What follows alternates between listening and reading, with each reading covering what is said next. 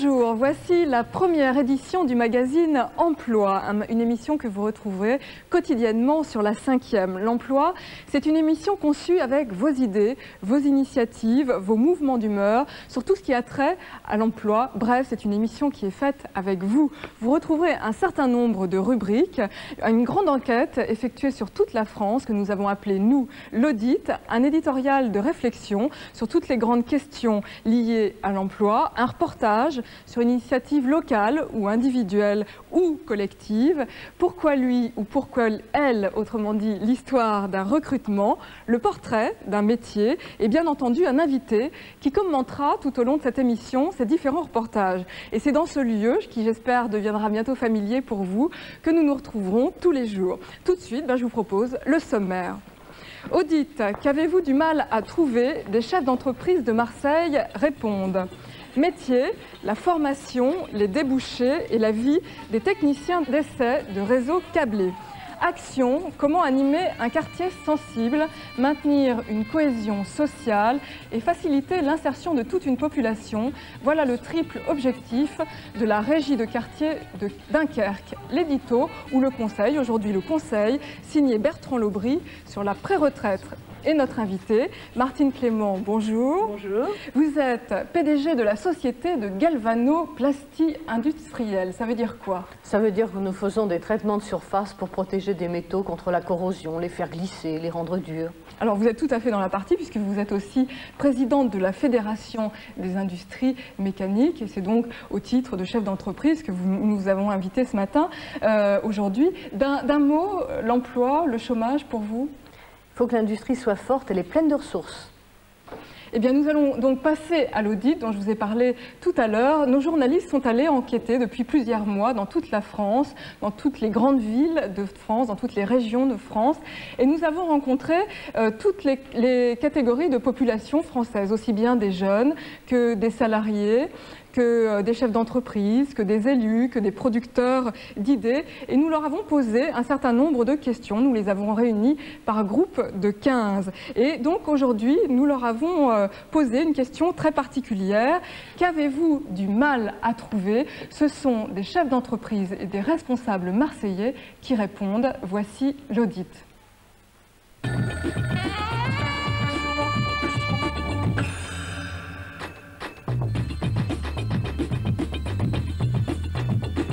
On a besoin de gens qui soient à la fois des ingénieurs pour gérer des projets techniques, mais qui soient aussi capables de dialoguer avec des organismes sociaux, qui soient capables de dialoguer avec des magistrats, qui soient capables de dialoguer avec des offices ou des sociétés HLM, avec des collectivités, avec des élus, et qui soient capables d'intégrer toutes ces dimensions afin de rendre, ce que je disais au début, un service public. Alors nous sommes dans le secteur agroalimentaire. Ce que nous recherchons et avons des difficultés à trouver, ce sont des conducteurs de lignes automatisés, donc avec une qualification et une certaine polyvalence. Et puis le deuxième poste, ce sont des chefs de secteur commerciaux capables de bouger, de se déplacer sur le terrain et de supporter la grande distribution. On fabrique des moteurs pour la pêche, pour le transport maritime. Eh bien, on trouve des spécialistes autant qu'on veut, des ingénieurs mécaniciens, des gens spécialistes de la thermique, etc. Ça, on trouve, c'est formé dans les entreprises. Ce qui est difficile de trouver, ce serait peut-être quelqu'un qui serait chargé, un technicien de surface, autrement dit un balayeur, par exemple. C'est beaucoup plus difficile à trouver que quelqu'un qui est spécialisé. Ça, c'est notre expérience. Moi, je cherche 2 directeurs actuellement d'entreprise d'insertion en région PACA, je ne les trouve pas. J'ai passé une annonce à l'APEC m'a envoyé 400 CV de gens qui viennent de l'entreprise pour 95% d'entre eux, du secteur social pour 5% d'entre eux. Aucun, en fait, a un parcours, je dirais, un peu polyvalent, atypique, mais qui correspond complètement à ce qu'est notre secteur aujourd'hui. Pour des emplois d'exécution, c'est quand même le plus grand nombre d'emplois que nous sommes amenés à recruter. Ce dont nous avons besoin, c'est de personnes qui ont le souci du service public, de la réponse à apporter au public. Quelques exemples. On n'arrive pas à trouver des maîtres nageurs l'été, parce que les maîtres nageurs sont en vacances. Un autre exemple, on n'arrive pas à trouver de gardiens de musée. Pourquoi? Eh bien parce que s'il faut répondre au public, il faut aussi que les musées soient ouverts le samedi et le dimanche. Martine Clément, qu'est-ce qui vous frappe dans ces témoignages? Que c'est la même chose que ce que je vis quand je suis dans mon entreprise, où nous cherchons des gens pour lesquels nous n'avons pas vraiment de formation dans notre métier particulier, et nous leur demandons surtout, à côté de quelques compétences, un comportement, une ouverture, une capacité de s'adapter. Donc vous cherchez des personnes pour occuper quel genre de poste? Par exemple, préparateur, attacheur de pièces, peintre, là il y a un métier particulier. Mais nos métiers changent tout le temps. Il faut surtout quelqu'un qui veuille bien comprendre qu'un jour il y a une réalité, le lendemain il faut faire un peu différemment. Et donc vous êtes en train de dire qu'un jeune peut se présenter chez vous sans formation, sans qualification particulière? Bien sûr, nous avions recruté il y a quelques années quelqu'un qui a fait toute une carrière de contrôle puis de chef d'exploitation parce que nous avions fait une annonce à Europe numéro 1. Et il a eu une image de l'entreprise qui a été de ce fait très dynamique et lui-même a donné du dynamisme. Et donc ça veut dire qu'il y a tout un travail d'image à faire autour de la mécanique. Et d'image de l'industrie aussi, parce que parfois les jeunes hésitent à y venir en se disant c'est un métier affreux, on aura les mains dans le cambouis. C'est pas du tout ça. Alors qu'est-ce que vous faites justement pour changer, pour les attirer? Qu'est-ce que vous leur dites là? Nous essayons de leur montrer ce qu'est notre métier, de les adapter. Nous avons des maîtres d'apprentissage pour leur expliquer comment ça se passe sur le terrain. Et vous travaillez donc sur l'apprentissage des contrats de qualification ou des contrats d'apprentissage avec des écoles? Dans un site où il n'y a pas avec des écoles, avec des gens internes à notre société. D'accord. Qui débouchent sur un diplôme ou non? Quand c'est possible, oui. Ça dépend de la longueur de la formation supportée. Pourquoi lui, Fabrice Bastide, 30 ans, travaille comme technicien du bâtiment dans un bureau d'études alsacien, mais il cherche autre chose. L'écomusée d'Ungersheim lui propose une opportunité. Pourquoi lui, ça a marché?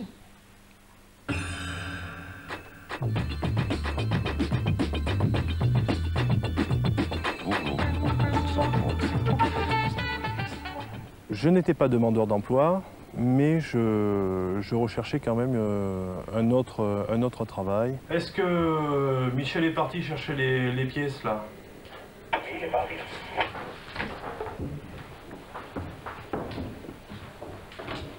Je me suis vendu en parlant de moi.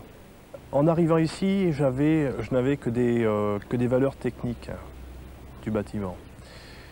Et je lui ai fait sentir, je pense, que je voulais aller donc au-delà. Je ne voulais pas que ça, je voulais faire beaucoup plus. On ne sait jamais. Jamais. Je ne m'aventure jamais à penser que je vais marquer un point ou que je n'en ai pas marqué.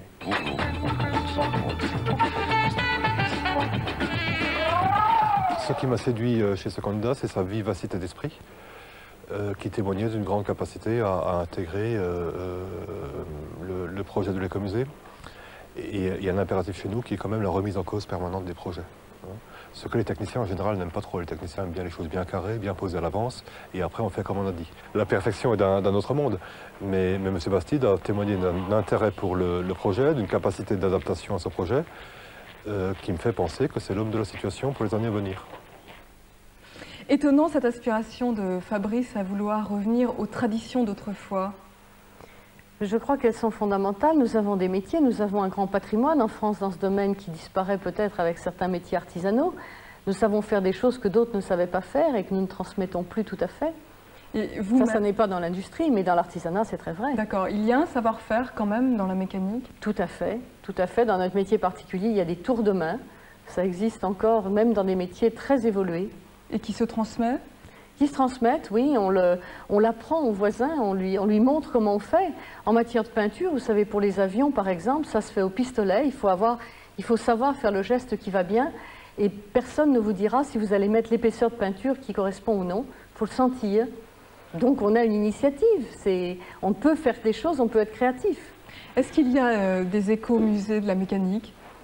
On présente ces métiers traditionnels. Il y a en tout cas des métiers de la mécanique présentés dans un certain nombre d'écomusées, notamment dans l'Est de la France, qui était justement votre domaine, je crois. Et que pensez-vous de l'avis du recruteur vis-à-vis de Fabrice? Je crois que ce qu'il a dit n'est pas très différent de l'intervention que j'ai faite une minute avant. Les personnes, ça compte, la ressource humaine. Mais Patrice était motivé. Il avait envie de faire autre chose. Il s'était déjà assumé. C'est fini à ce moment-là. On les connaît bien parce qu'ils viennent dans nos maisons, nos appartements, installer les réseaux câblés. Ils ou elles, ce sont des techniciens d'essai du réseau câblé. Mais comment font-ils? Quel est leur secret? C'est notre clip métier.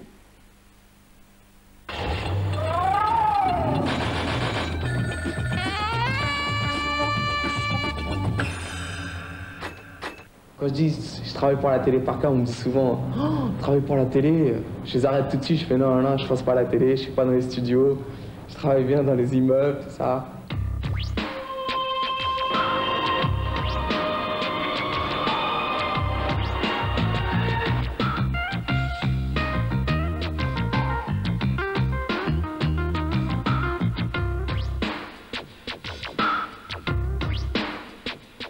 Donc je travaille pour la télé par câble, au compte de France Télécom, et nous réglons les amplificateurs pour que les gens puissent avoir la télé par câble correctement. C'est bon Edouard, on y va. Ce que j'apporte aux particuliers, c'est l'image, c'est la vision sur le monde, c'est beaucoup d'informations, j'apporte tout ça à travers le petit écran, mais pour que le petit écran marche, eh ben, je passe avant. Bonjour madame, pour avoir accès à l'escalier s'il vous plaît? Les caves? Ah, c'est magnifique. Non, ça dépend, c'est mystérieux quand même. C'est sûr que des fois, on se demande, mais il ne faut pas y penser, c'est toujours comme ça, c'est psychique. Hein. Plus on y pense, plus on a peur. Il ne faut pas y penser, il faut faire avec.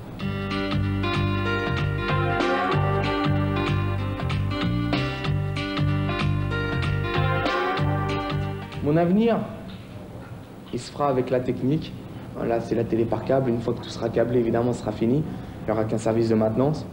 Il y aura d'autres choses. Et à chaque fois, ben, on fera un nouveau métier, quoi. En fin de compte, on fait que des nouveaux métiers. Yves Cascalès, bonjour. Vous êtes directeur adjoint du programme Visiopass à France Télécom. Visiopass, ça veut dire quoi? Alors Visiopass, c'est le boîtier qui se trouve justement à l'extrémité du réseau câblé, donc à côté du téléviseur chez l'abonné, et qui permet l'accès à un certain nombre de services. On peut citer les chaînes thématiques, par exemple, à option, mais aussi le paiement à la séance, ou encore la radio à péage sur le câble. Et donc vous, à France Télécom, vous engagez des techniciens d'essai? Effectivement, France Télécom engage beaucoup de techniciens, mais on a vu d'ailleurs dans ce petit reportage une mission qu'effectue le technicien, mais le technicien peut effectuer d'autres missions. Lesquelles? Eh bien, par exemple, il peut contribuer aux études d'ingénierie, il peut également assurer la maintenance du réseau, mais il peut aussi participer à la construction des têtes de réseau câblées. Quelles sont les compétences nécessaires? Un bac, d'abord, donc c'est le minimum. Des compétences... Scientifiques ou... Plutôt de nature technique et scientifique. Hein. On les recrute sur concours, et ce sont des techniciens qui ensuite sont formés. Donc il y a une formation spécifique pour ce métier qui est le métier de l'image quand même. Alors les technologies bougent beaucoup, est-ce que le recrutement va avec? Nous assurons des formations spécifiques pour prendre en compte justement ces nouvelles technologies. C'est vrai que quand on parle aujourd'hui de métier de l'image, on pense aussi au numérique, on pense au multimédia, à l'interactivité, et donc c'est un métier en pleine évolution. Qui dit évolution dit formation qui permettent aux techniciens d'évoluer dans son métier. Donc chaque année, vous recrutez, vous, à France Télécom, combien de techniciens?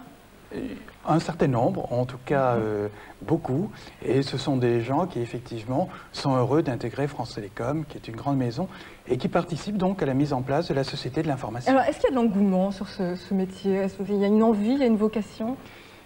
L'image, c'est fascinant. Et on l'a vu d'ailleurs dans ce reportage, hein, quand le technicien dit justement qu'il participe à la mise en place des nouveaux services, qu'il participe au fait que vous, devant votre écran, le soir, vous puissiez regarder des images. Et ça, c'est extrêmement motivant. Magique? C'est magique, effectivement. Si vous voulez plus d'informations sur ce métier, je vous renvoie au cahier de l'ONICEP, électronique et productique, les cahiers à venir de l'ONICEP pour tout savoir sur les écoles et justement sur les concours. Action, on recense en France 400 quartiers sensibles qui atteignent des taux de chômage et un seuil de pauvreté extrême. Pour empêcher les gens de ces quartiers de sombrer totalement, on a créé les régies de quartier, financées à la fois par les institutions, mais aussi grâce aux services que rendent ces régies. Leur objectif, maintenir la cohésion sociale en créant des marchés et des emplois. Des salariés de la régie du quartier de Dunkerque nous ont accueillis très chaleureusement. Action.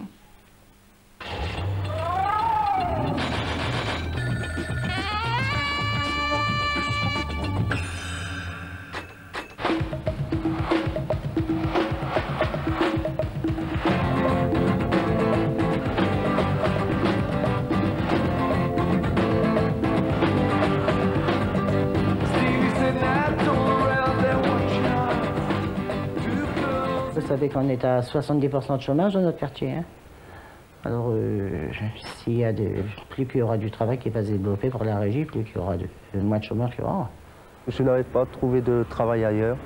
Donc étant donné que j'avais entendu qu'il y avait du travail là-bas, à la régie, en cesse, en peinture, donc je suis allé afin de quand même avoir un salaire.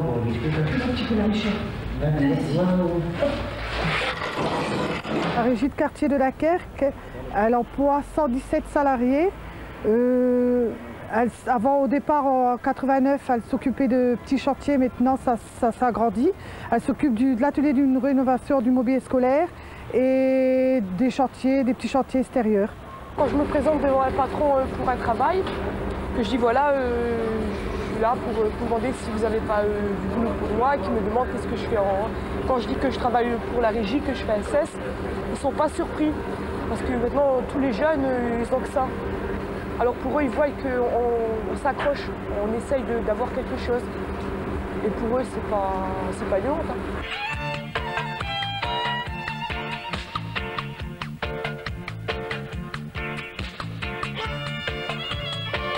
Depuis que je travaille dans cette entreprise Régie Service, je suis fière d'avoir accepté ce travail depuis 2 ans. Je suis très fière même parce que depuis que je travaille là, j'ai appris beaucoup de choses. Mon intérêt à moi de travailler à la régie, c'est que j'ai 24 ans, j'ai envie de travailler comme tout le monde, de faire mon argent de poche. Et à la place de rester dans la rue à rien faire et à faire que des conneries, je préfère être à la régie et travailler et aboutir à quelque chose.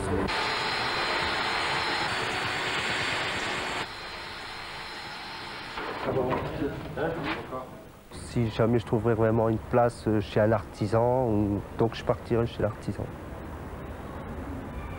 C'est une envie, ça? Ouais, j'ai plutôt envie d'aller chez un artisan, car je sais pas, ils ont une autre façon d'apprendre et c'est plus approfondi quand même. D'avoir une rentabilité, d'avoir de l'argent, beaucoup d'argent, non, c'est pas le but de la régie. Le but de la régie, c'est de créer des emplois sans faire un gros bénéfice, puisque c'est une association. Alors, une association, c'est pas pour faire du bénéfice, c'est pour réinvestir. S'il y a un bénéfice, c'est pour réinvestir, pour recréer des emplois. Les gens du quartier ont besoin de la régie pour travailler. Donc, s'il n'y a pas de partenaires sociaux et qu'il n'y a pas de subvention de l'État, je veux dire, elle ne peut pas fonctionner. Donc, on a besoin de ça pour fonctionner. Oh là là, la vie en rose, le rose qu'on nous propose. La solidarité, il y a preuve, puisque la régie le fait. Puisque la régie, c'est quand même une mini-entreprise avec une grande solidarité. Alors pourquoi que les entreprises ne pourraient pas le faire?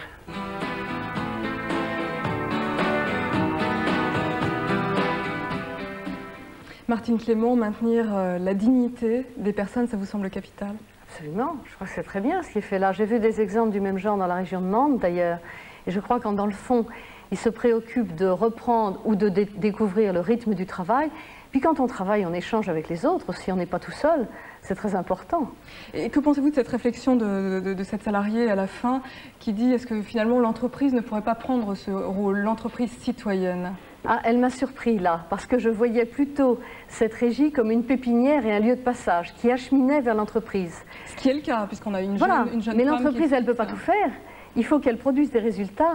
Et elle est, notamment pour les entreprises moyennes et petites aujourd'hui, elle a tellement réduit tous ses moyens et son encadrement qu'elle ne pourrait pas avoir les gens nécessaires pour encadrer ceux qui ont besoin d'être formés. Et pourtant, en même temps, vous reconnaissez que c'est nécessaire et ces régies ont énormément de mal à vivre, à trouver des budgets.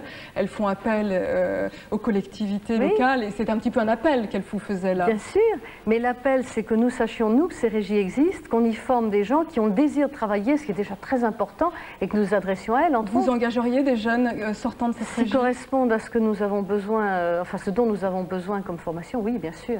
Et surtout comme volonté de travailler et comme nous demandons très peu de critères, oui, de qualifications. Nous demandons très peu de qualifications, donc a priori, vous êtes il y a certainement des candidats. Oui. Écoutez, ils ne sont pas trop loin de nous. Que le message sera reçu et souhaitons bonne chance à cette régie de Dunkerque et souhaitons que son budget justement soit maintenu. Le conseil du jour est signé Bertrand Lobry, directeur du magazine Rebondir, la pré-retraite.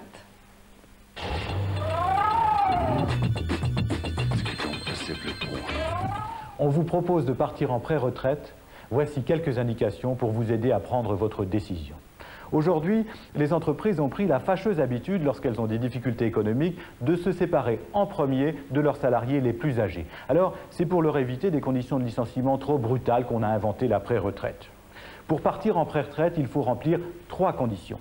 Premièrement, avoir 57 ans au minimum. Deuxièmement, avoir travaillé pendant au moins 10 ans dans la même entreprise. Troisièmement, adhérer personnellement à la Convention